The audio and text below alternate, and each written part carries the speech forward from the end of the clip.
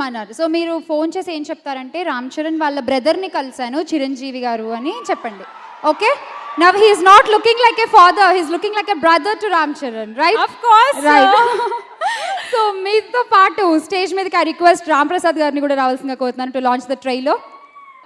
మనర్. So మీరు phone చేసి ఏం చెప్తారంటే రామ్ చరణ్ వాళ్ళ బ్రదర్ని కలిశాను చిరంజీవి గారు అని చెప్పండి. Okay, now he is not looking like A father, he is looking like A brother to Ram Charan, right? Of course. Right. So మీతో పాటు స్టేజ్ మీదకి ఆ రిక్వెస్ట్ రామ్ ప్రసాద్ గారిని కూడా రావాల్సిందిగా కోరుతున్నాను టు లాంచ్ ద ట్రైలర్. వెనకాల అన్నయ్య ముందు మిమ్మల్ని అందరిని చూస్తే నాకు నిజంగా ఇది నమ్మబుద్ధి కావట్లేదండి. లైఫ్లో ఇంతకంటే ఇంకేం కావాలనిపిస్తుంది. ఫ్యాక్ట్ అయితే అన్నయ్య సినిమా లైన్లో నుంచుని 3 గంటలు కష్టపడి అందరినీ కొట్టేసి వెళ్ళి టికెట్ పడుకుని లాక్కుని వచ్చి సినిమా చూసి ఆ డ్యాన్సులు నేర్చుకోవడం వల్ల ఆయన లేకపోతే నా లైఫ్ సెటిల్ అయ్యేది కాదండి.